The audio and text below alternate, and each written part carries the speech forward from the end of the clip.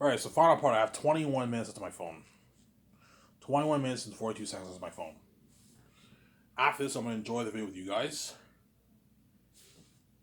And I might listen to some music and then go on the treadmill and I'm going to go to bed. I have work tomorrow at 9:30. Wednesday, I am off. I don't work Wednesday. I'm off Wednesday.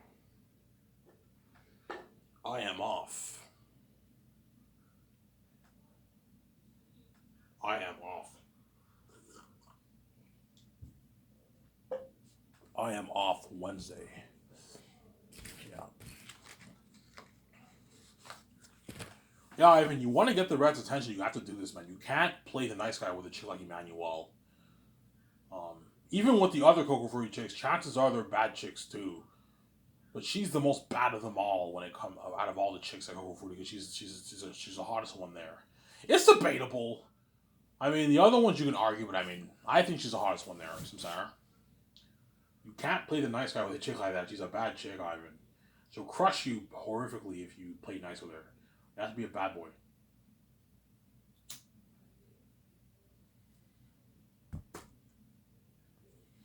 Did you flirt today? Yeah, I touched her hair today. Yeah, I touched it softly though. Said, I'm like, hey, I'm like, you're balding in the front of your hair here. You know what I'm saying? She pushed away. She's like, stop. You know what I'm saying? Yeah. Knowing girls do that, yeah. I'm joking. I know you're joking, but like, I know about my hair, Ivan. I'm saying, yeah. I said she was balding in her hair. Is she balding in her hair? No. It was just the way she did her ponytail, right? The way she did her ponytail, I saw a bit of her skull. But my hey, you're balding over here as a joke. You know what I'm saying? Yeah. I know deep down inside I have game. I'm just shy to just let it all out. I'm afraid to let it all out and just be so talkative. I'm more comfortable around her now because I asked her on a date, right? That's why I'm more comfortable around her now. Whereas before I was a bit shy. Now I'm a lot more comfortable when I talk to her. Obviously. Yeah. So lose the weight, Ivan. Grow your dreads. So try to have a goal to get down to maybe 245 by the end of the year, or at least 250. 250 to 245 by the end of the year. That way the Rad sees that I'm losing weight, obviously, and at the same time flirt with her a little bit. That way you can get her to like you even more, obviously. And then once you start asking chicks on dates, man, go to St. Hubert's, go to Dinty's, and ask some waiters on dates. And they reject you, Ivan. It's their loss. I'm not gonna be sure. I'm like, hey, I was wondering, you want to hang out sometime? What's your number? And I was saying, let's see if the chick says yes or no. If she says no, it's her loss. Yeah, there you go. Obviously,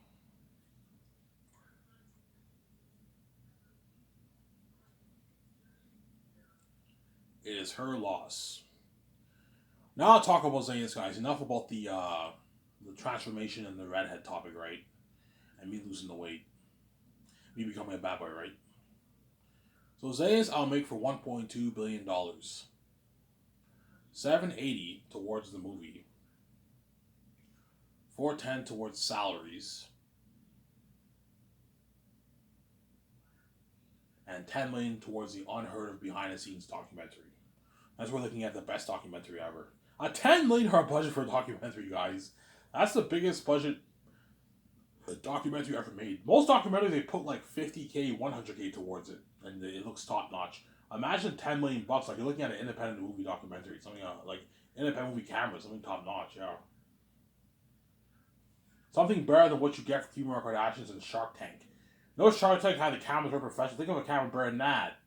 Because I'm renting like independent movie cameras for the documentary. Looking at an amazing documentary. Slow motion, nice music. You know what I'm saying? Look at an amazing documentary, yeah. You have a thing where like you know what I'm saying? The actors come in, you get that Shark Tank kind of music. You get this music. Guys, I want beautiful music in the documentary. Like when the actors come in, you have this beautiful music. When they come in, you get this music. You see me, VJ, and Peter or Mel. We're sitting down. We're boss like the Sharks and Shark Tank. Yeah. And whenever I offer I give the actors an offer. The credits show on the screen. Look at an amazing documentary. Yeah. Holy shit, Ivan, this is a sick documentary. The documentary will almost be as good as the movie, man. The doc will have just as much crazy buzz as the movie. Looking at crazy buzz for that doc. You guys will be dying to see that documentary. Like an 8-hour plus documentary of the 4 years of the behind the scenes of a glimpse of the behind the scenes of the Zayn. It's an amazing documentary. Yeah. Obviously. And Peter Jackson and Mel Gibson are my top 2 candidates for the job. To be my directors for the movie. For the Zayn story. It'll be published in 3 volumes, my book. So I'm going to make the movie in one story told in 3 volumes, like Lord of the Rings. One movie told in three movies. Like Lord of the Rings. You have Return of the King, Two Towers, and Fellowship of the Rings. Is there? Obviously. And I'll sell it a box on 4K Blu-ray on Amazon. Peter, I'll pay him his $85 million base. And his what? His $85 million base, obviously. I'll pay Peter his $85 million base. And I'll pay him $450 million of the box office receipts and $80 million of the merch receipts. So Peter signed a $580 million Canadian deal, which is like about 700 million New Zealand money. That's enough, Peter. Ivan, I won't double that, man. I'm like, Peter, no. Stop being greedy. I'm not going to pay you a $1 billion deal. You're fucking crazy, man. You're a greedy pig. Stop being greedy, Peter, man. It's not just about you. I know you want the whole 1%. Ivan, just give all the money to me. I'm like, no, I'm not going to give all the money to you. I'm not going to give you $830 million in royalties. You're fucking crazy.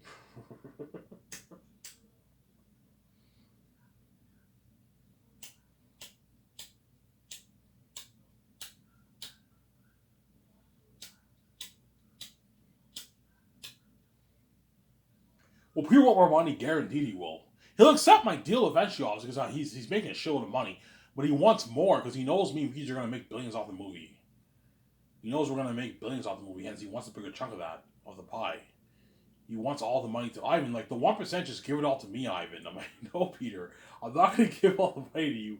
Ivan, pay your team well, but that's it. Give all the rest of the money to me, man. Give Guillermo del Toro a nice piece of it and give all that money to me, Ivan. Screw the actors, or what you're paying is more enough. They don't even make that all. I'm like, Peter, no. I'm not going to give all the money to you. Stop being fucking greedy. I know you want your $1+ billion deal. I'm not going to pay you that. Because Peter wants $600 million in his bank because he's greedy. Obviously, he's a greedy pig.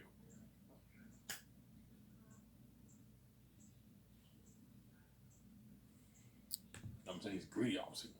But sorry, though, Ivan, it's a deal, Ivan. I'm just being an asshole. $700 million, that's a lot of money for me, Ivan. I'm just being greedy. Yeah, you're being greedy, Peter. Stop. This is double you made for the pigs. Yeah, Ivan. Walk me those $400 a month. That's good enough, Ivan. I'm just greedy. I want a bigger chunk of that. Yeah, you want a bigger chunk of that, but stop being greedy. What I'm paying you is more than enough, man. This is the biggest contract ever for a director in movie history. More than how much Steven Spielberg makes in Hollywood. Yeah, I gave you a good deal, but you're just greedy. That's good for Peter Ivan. His agent will tell me that. I'm saying, yeah. Then Mel, I'll pay him $56 million base, and $180 million of the box office receipts, and $25 million of the merch. That's a good deal for Mel Gibson. We'll see. And if Mel's very greedy, I can up it to $200 million to keep him a bit more happy. But $180 million of the merch of the box office receipts is enough for Mel. He's gonna make like $10 million after taxes. 5 years of work. It's a good 4 years of work. It's a good paycheck. $100 million in your bank for 4 years of work is a good paycheck for Mel Gibson. He's $100 million richer. It's a nice paycheck for him.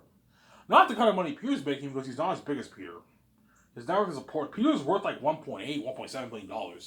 Mel's only worth like $30 million or something like that. It's a portion of Peter's net worth. And that's why he's making a bit less, quite a bit less, but he's still getting paid a rich contract. More than what he makes in Hollywood, right? Yeah. It's a deal, Ivan. Yeah, I gave you a deal, Mel. That's a good deal for Mel Gibson, Ivan. His agent will tell me that. I'm saying, yeah.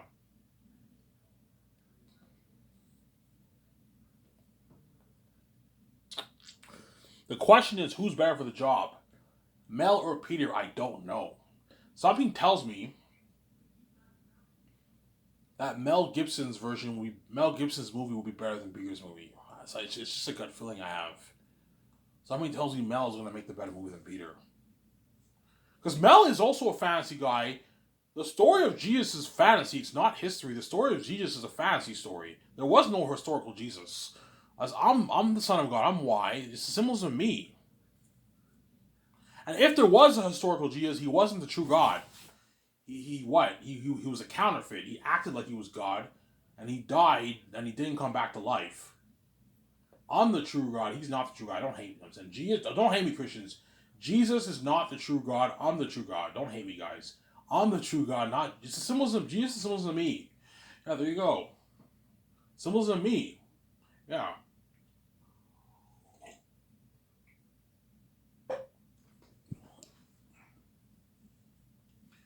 Yeah.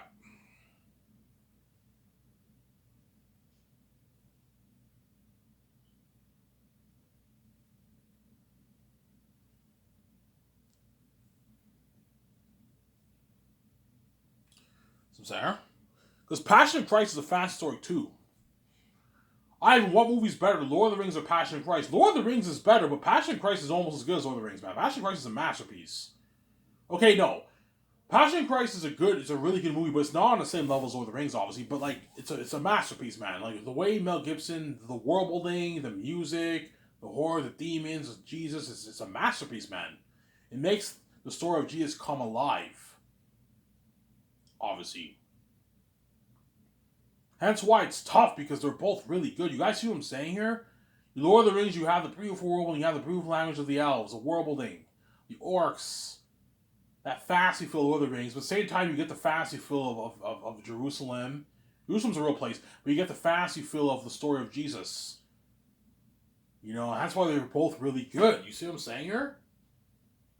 Yeah, man, it's tough. It's fucking tough. And that's why you gotta have Mel and Peter compete for the job. I'm gonna have to compete, man. And whoever is chosen, that's the director I hire, obviously.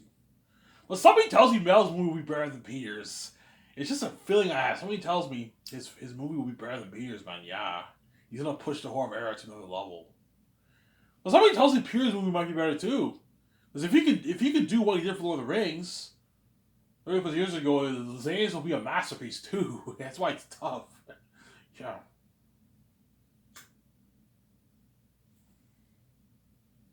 Hence why you have to have Peter or Mel Gibson prep for the movie. You have to have Peter taking his notes. You have to have Mel taking his notes. That way you get a good movie.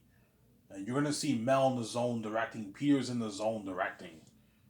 He doesn't want to fuck my movie.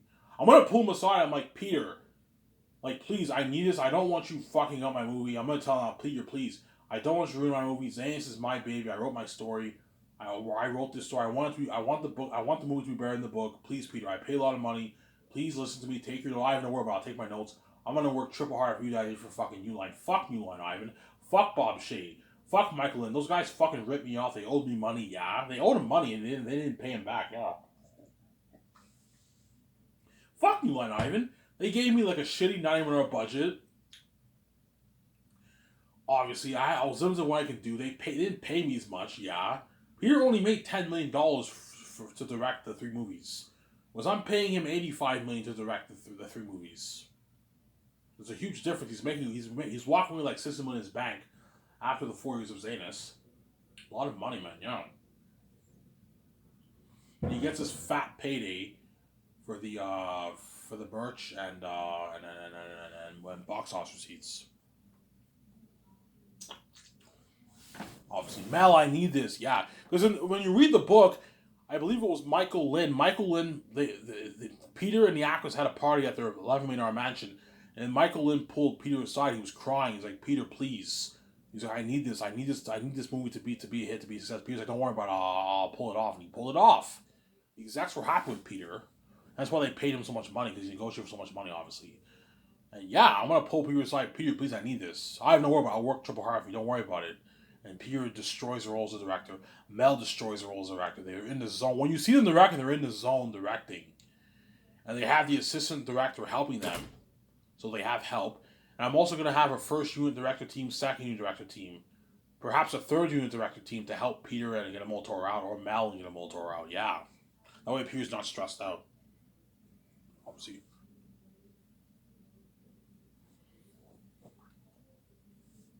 Yeah. Let's say I hire Peter. Don't hire me, Mel. I'm saying. The first thing we have to do every morning, we have to correct the script from 9 to 12. And from 12 to 1, we eat our lunch. And from 1 to 5 is concert arts, Monday, Thursdays. Fridays is business calls. Peter has to help me and VJ make the business calls for the main things. The Burgeons Rock Hotel party, 2-day event party, and red carpet event. We have to make the calls for that. Peter has to help me with the IMS cameras, the film IMS cameras. I rent a good 12 of them for the movie, and all the equipment for the cameras, the drones, lighting equipment, sound equipment. He has to help me with all that, obviously. And Peter also has to help me make the calls for the visual effects, special effects technology software, for the editors, for the VFX artists, for the sound department team, and for the other departments. We have to rent all the best stuff. It's probably going to cost me $30 to $40 million to rent all that.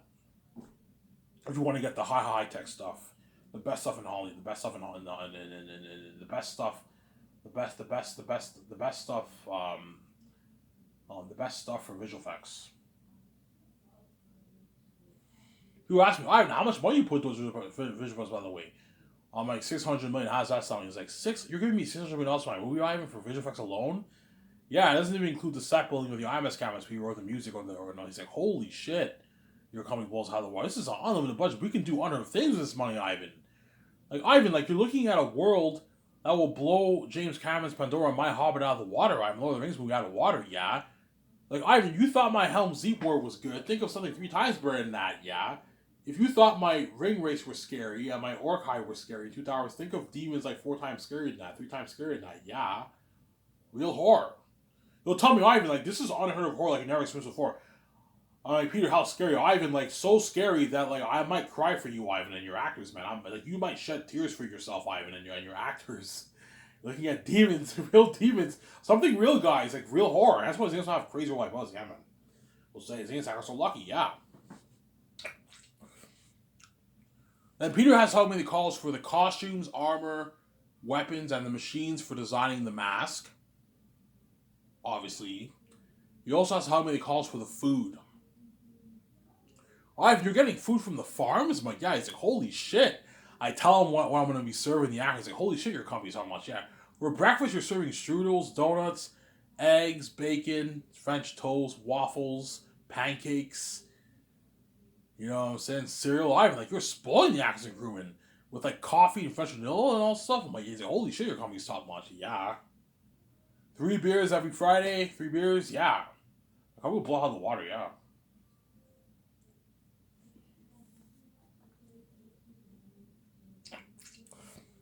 We also have to rent the kitchen equipment for Eric Chong's chefs, right? Yeah. Don't rent trailers, Peter. Rent professional kitchen stuff. Don't rent trailers. That's cheap. Don't be cheap, Peter. Yeah. Peter has to help me assign the 4 groups of people: weather workshop, costume designers, mask designers, the extra crewmen. We have to sign those 4 groups of people the first year. Then second year, we fly in the Hollywood stars. And Peter has to help me sign all the stars because he's the executive producer. It's good for him to know how much all the actors are making because he's your executive producer, obviously. Because I guarantee you, Peter was involved with the contracts for Lord of the Rings. He was the boss man. He probably signed Elijah Wood and all some of those guys because he was the executive producer. Executive producers means like you're involved with the contracts and all that stuff. Really, Ivan? Yes. If you're an executive producer, that means you're involved with the contracts, most likely. There's like Kathleen Kennedy. She's obviously involved with the contracts for Star Wars. She's the executive producer. Jon Favreau and Dave Filoni are probably involved with the contracts for their shows because they're the executive producers of their shows. Yeah. Hence why, Peter, you have to have him sign the contracts. Help you sign it because he help you sign the contracts. Obviously, because he's a what? He's the executive producer of my movie. I'm sorry. Can I pay like Alfonso whatever I want? I'm like, no. There's a cap limit, obviously, on how much you can pay all the actors more or less. You see what I'm saying? Okay, Ivan, what's the lowest amount I can pay Von Joji? Don't pay him any less than 3.5. Don't pay him any more than 4. Anything in between that's fine. VJ, don't pay John Boyega any less than 8.5. Don't pay him any more than 8.9. What about you, Ivan? Yeah, Ivan. Yeah, I won't pay Gigi Monsoon any more than 10.4. And I won't pay him any less than like 9.9. 10 million. I won't pay him any less than 10. Because Gigi Monsoon is a big part of the movie, he's a supporting lead. You know what I'm saying? I'll pay him his 7.4 for his base.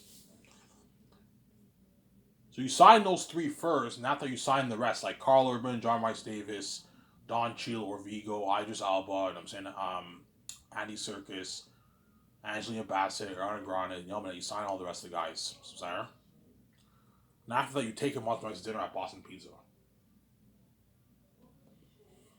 So me, VJ, Peter, and Guillermo Toro at my 17, we're going to go in the limo with the actors, and we go to Boston Pizza, we take them out to dinner. We have a good time with them for like an hour and a half.